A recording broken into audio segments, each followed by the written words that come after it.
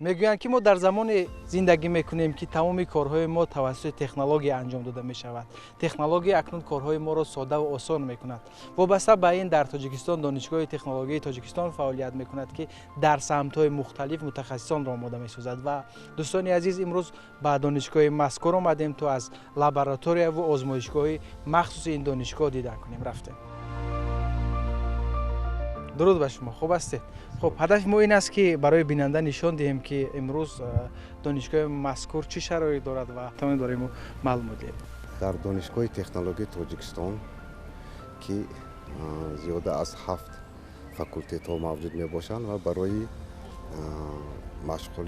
مشغولیت های عملی و بسیار آزمایشگاه های تخصصی موجود می باشد. مثال در فاکولته مهندسی و تکنولوژی برای فعالیت نمودن و تیار نمودن متخصصان در ساحه خوراک که از آنجا آزمایشگاه بهترین زمانوی برای تشکیل و گذراندن کارهای عملی علمی و عملی در ساحه خوراک در دانشگاه مرکزی مشترکی دانشگاه تاجیکستان، دانشگاه تکنولوژی تاجیکستان و کره جنوبی موجود می باشد که آنجا در ساحه تکنولوژی اطلاعاتی موجود می باشد.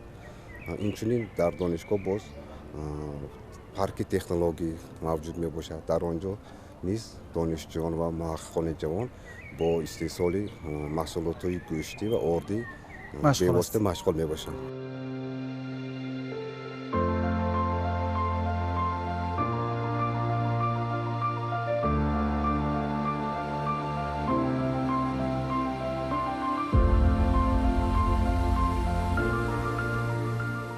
ما وارد می‌شویم به آزمایشگاه تکنوپارکی دانشگاه تکنولوژی تاجیکستان که در اینجا به واسطه دانشجویان فاکولته مهندسی تکنولوژی به واسطه کارهای عملی آزمایشی انجام می‌دهند و تجهیزات از جانب برنامه جایزه آلمان تجهیز کننده شده است که پیوسته چقدر که ما می‌بینیم دانشجو در اینجا کارهای آزمایشی خود رو می‌گذارند. خب سلام علیکم. شما خوب هستید؟ اصلا اینجا مثلا چی استحصال می شود؟ چیکار میکنه در اینجا؟ در اینجا محصولات های حسیب، توش بیره استحصال کرده می شوند. دانشجویان خودشون با دستان خود همان گوشت رو از روندهای استحصال رو خودشون میگذرونند. از جمله اینا روندهای گوشت از استخوان جدا کنی، گوشت از رگ و پیوند جدا کنی. بعد از این وقتی که گوشت رو از گوشت قیمه کنک میگذرونن وای رو در آمیخته کنک آمیخته میکنن. بعد وای در همون آمیخته کنک وای کوتر یک تجهیزات هست. در اونجا وای کوتر هم همون محصولات رو هم قیمه میکند، هم ارالش میکند، هم با میده میکند. بعدی که وای از کوتر میگذرونن، بعد کوتر در کوتر هم با الوگی ها آمیخته کرده در همین شپریز ها اسیب ها را میبرورند. بعد از رسیدن در اینجا آبپز میکنی. داخل همین آبپز میکنن. بعد آبپز کنی با بعضی نوع حسیب ها دود کنونی هستند و یا در بسته بندی در کجا میشود؟ بسته بندی خود شپریز با خود اونجا شپریز بسته بندی برای بی‌ضرر کردن در آبپز میمونیم. برای چی است؟ برای بی‌ضرر کردن و نگهداریش در مهلتش درست شود. بعد از وی با اینجا کپچین دود کنونی میگویند که در اینجا همون روند گذرانیده میشود. بعدی که اینها در اینجا استحصال شدن در جای مثلا صفت آنها به خطر آنها سنجیده میشود. لابراتوار مخصوص نشاندادهای فیزیکی شیمیایی، نشاندادهای ارگانولیپتیکی سنجیده می شوند. نشاندادهای ارگانولیپتیکی از روی همون جدول ارگانولیپتیکا دگوستاسیون لیست میگویند. از روی وی چشم قط میبینیم نمود، طعم، رنگ روی محصولات دیده بهاگذاری کرده می شود. تشکر زیاد به شما برای میخوام. حسن باشید و ما به دیگر قسمت میرویم.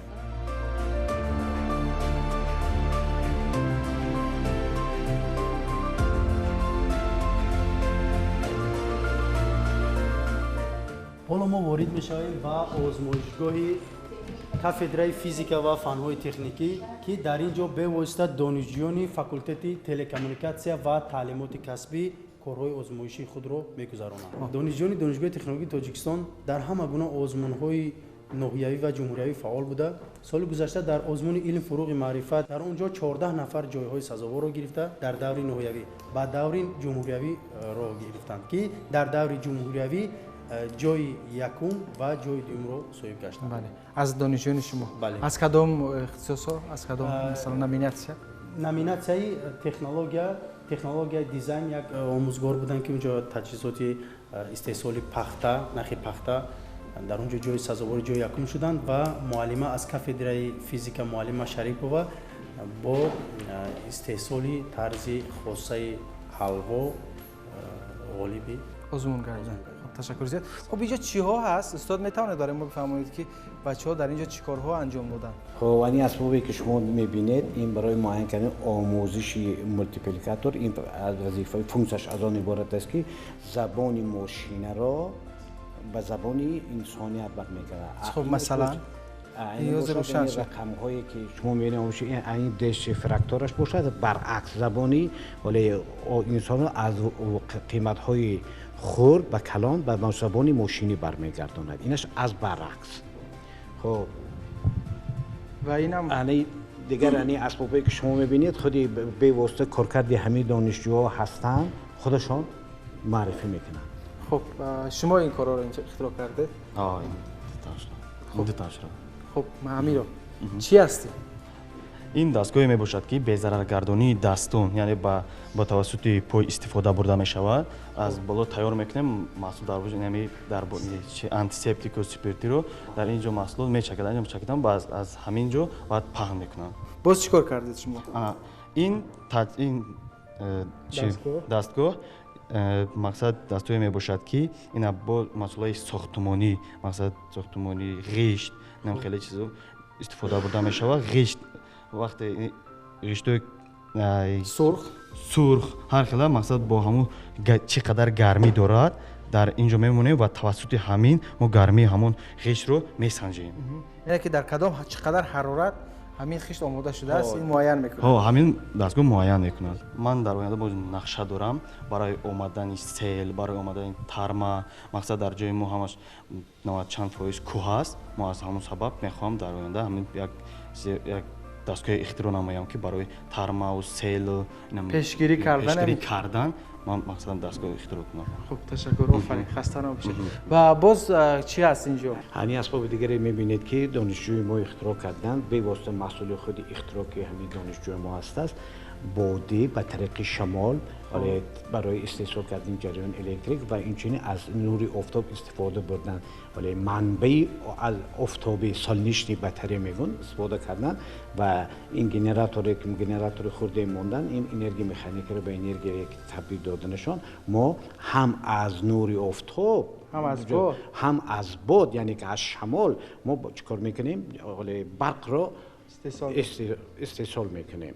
اگر ما همین در شکل کلان دیامتر در حجم کلان مرتب کنیم آنگاه ما موفق میشیم برای 6 برای مثال گیم لامپا و یک آینه نیلگون و یخدان و به واسطه پر استفاده کنیم. حتی مثلا یک خواجگی رو با برق تامین بکنیم. تامین کنیم از همین چیز.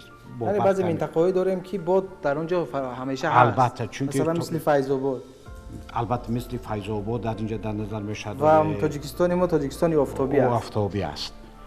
این از همین چیز عبارت.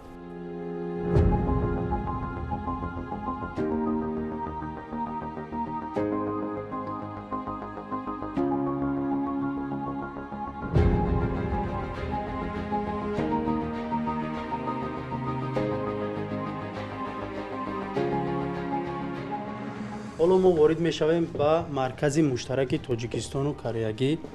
در اینجا دانشجویان دانشگاه به واسطه با استحصال درون و تجهیزات‌های مانند ربات و به طور اتوماتیکی حرکت کننده مشغول هستند. حالا دانشجوی کورس 2 فاکولته مذکور اورونبایف کامران به شما معلومات مختصر برای دستگاهی که اختراع کرده است میدید. خب درود بر شما. خوب است. خب این دستگاه شما چی نام داره؟ Это называется iBot робот-автомобиль. Он имеет несколько функций. Например, передвигаться по определенной линии, там, обходить объекты с помощью специального датчика, управляться на удаленном доступе, то есть через Bluetooth. Например, вот. Основная цель этого устройства заключается в том, чтобы мы студенты, смогли программировать и понять, как работают эти датчики. То есть эти датчики, в свою очередь, являются базовыми элементами беспилотных автомобилей. Например, вот... маълумотҳо чӣ гуна ворид карда мешавад? Чӣ гуна масалан ба ҳамин маълумот ворид мекунед ки ҳамин амалҳоро анҷом диҳад? Это мы в основном программируем на специальных приложениях, там Mblock, Mixly, ну и там C++, на языке C++ и другие. С помощью специального кабеля мы загружаем сюда код, то есть пишем, чтобы, к примеру, когда объект он видит, к примеру, он поворачивался налево, направо, либо ехал назад.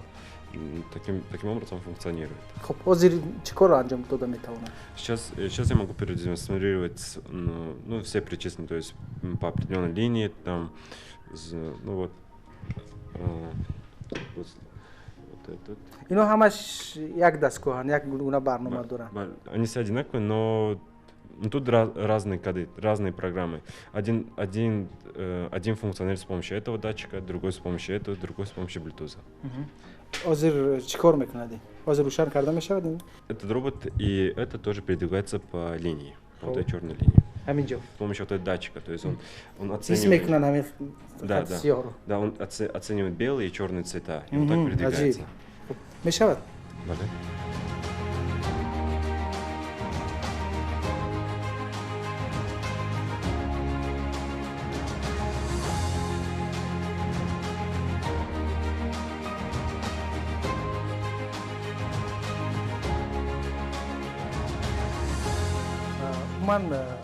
این دستگاه‌ها و تجهیزاتی که اینو ساخته شده از کجا آورده شده است؟ Из зарубежных стран наши учителя это заказывают, мы берем, собираем их, учимся, как это программировать, собираем. فقط این یک چیز آموزشی است، یعنی این چیزا اختراع شدگی ان قبلا.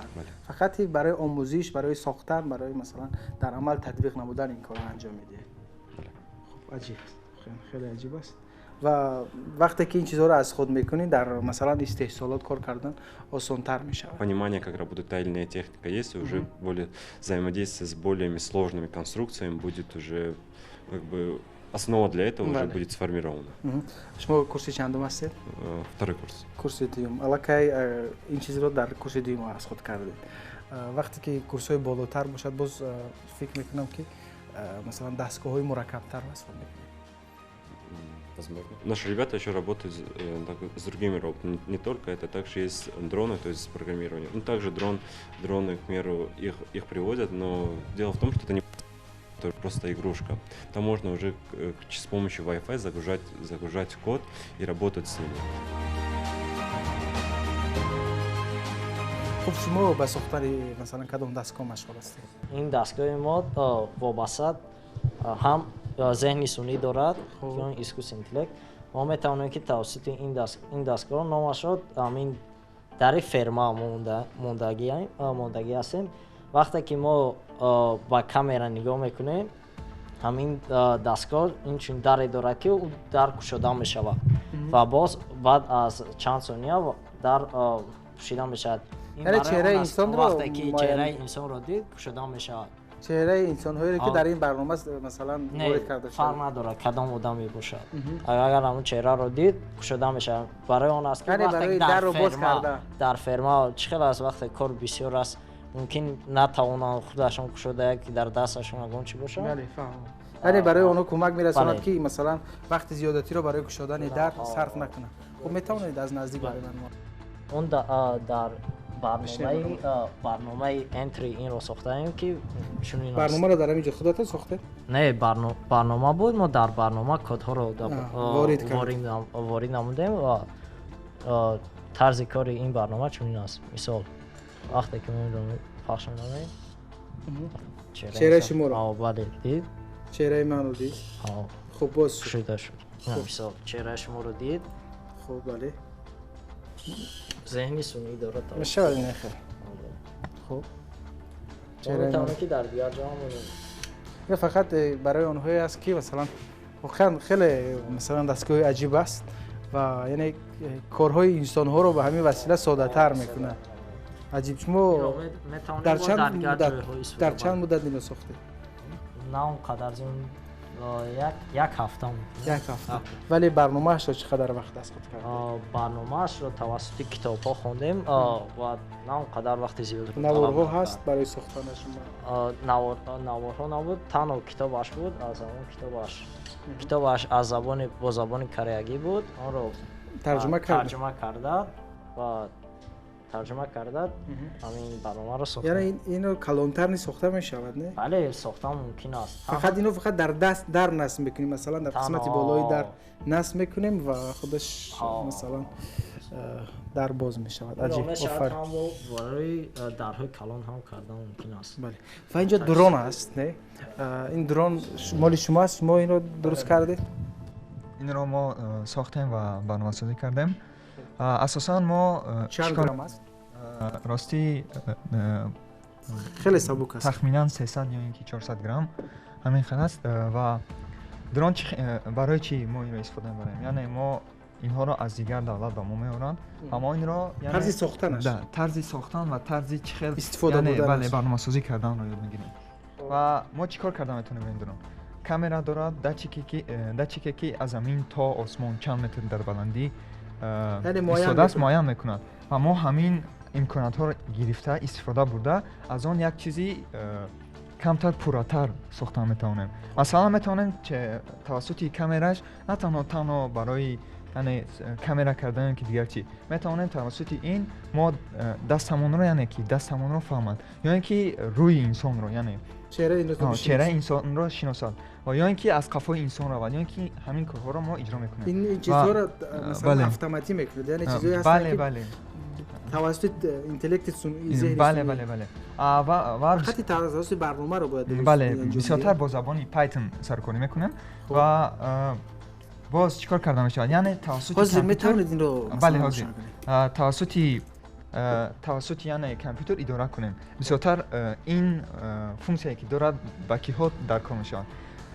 چقدر که ما داریم بسیارتر این فونکسیا برای سربازان تاجیکستان که مثلا در سرحد نشستن آنها میتونن که خسته از جایشان نروند و چرا همین کامرایی که دارد توسط کامرایی که دارد توسط همین نظارت کنند و خیلی سبک هم خیلی مایده هم در نظر خودم نمایان. بله عجیب. 300 گرم خیلی کم است. و برای کار فعالیت کردن چی کار کردن در کار؟ یعنی اول ما با وای فای یعنی که وای فای که دارد با اینترنت پیوست میشه. نه به اینترنت. این تنها توسط آفلاین یعنی به اینترنت به اینترنت کار فعالیت میکنه. از یک دقیقه سراول ما باید درون رو با کامپیوتر پیوست نماییم. خب برنامه‌شون رو بله برنامه‌شون رو ما خودمون رسوندیم. مثلا توسط پایتون همین رو برنامه‌سازی کرده یک چند با کدها همین ها رو اختراع ساختیم. مثلا وقتی که برنامه رو شروع می‌نماییم در اینجا یک اکنوی و مثل یک تیرزه رازانه پیدا میشود که در آنجا مثلا اینجا ما رو نشان میده. در اینجا ما میتونیم برنامه‌سازی کردن پنجه ما رو میشناسد. دیدید پنجه بله بسیار پنجه ما رو میشناسد. بله یعنی قالب پنجه رو میشناسد. بله یعنی وقتی که با دست اشاره میکنی عمل میکنه. بله ببینید وقتی که ما این خیل میکنیم یعنی این عمل رو انجام میدیم درون در جایش میایستد. وقتی که این خیل میکنیم اگر بینه در لفت یعنی به طرف چپ یا اینکه این خیل کنه به طرف راست حرکت میکنه. عجیب. اوکی از حرکت میکنه. بله با کار میداره درون رو با کار میداره.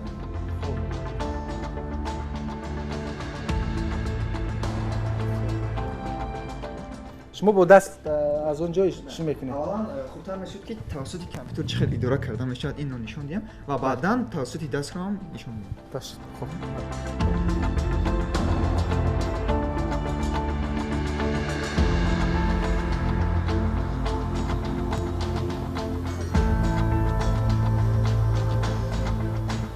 وقتی که ما پیش رو میگیم وقتی که به طرف چپ میگیم رویم درون به طرف چپ رفتن میگیره در اینجا کار وقتی که به پیش میگیم به پیش رفتن میگیره کافا یعنی که کافا توسط این یعنی کلاویشایی که در کامپیوتر هستن توسط این اداره میکنیم بسیارتر ما یک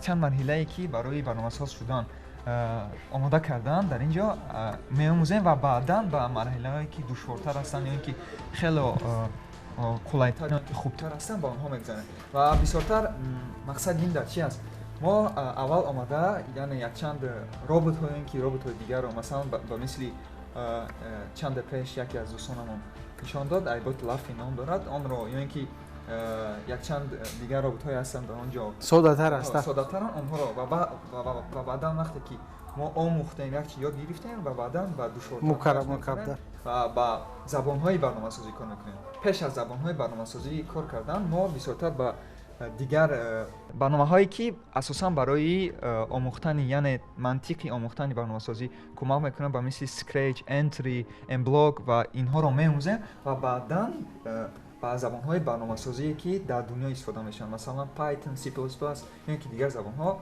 آشنا میشه. بله آشنا میشه. وقتی که این همه برنامه رو فرا میگیریم مثلا اینا اداره کردن اینا مثلا دستگاه‌ها آسان میشه یعنی برنامه‌های این رو توسط کامپیوتر اول میسازیم.